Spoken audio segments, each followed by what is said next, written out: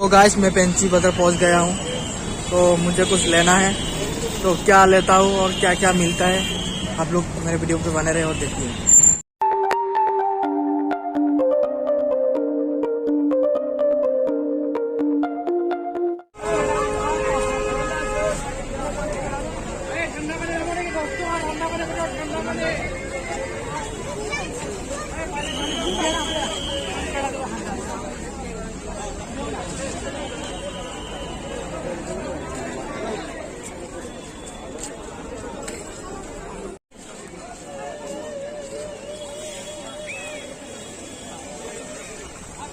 ये सब enemy T shirt है।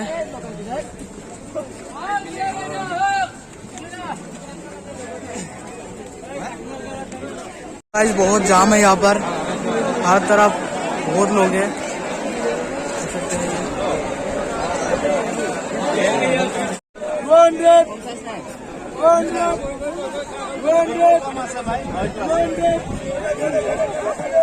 गाइस आज तो वीडियो बनाना संभव ही नहीं, असंभव है, इतना लोग है। मैं थोड़ा मार्केट से बाहर आया हूँ, मतलब मार्केट में ही हूँ, यहाँ पर ज़्यादा कोई लोग नहीं है। तो यहाँ पर ही मैं आप लोगों को ये बताना चाह रहा हूँ कि बहुत बहुत बहुत ज़्यादा ही भीड़ है आज।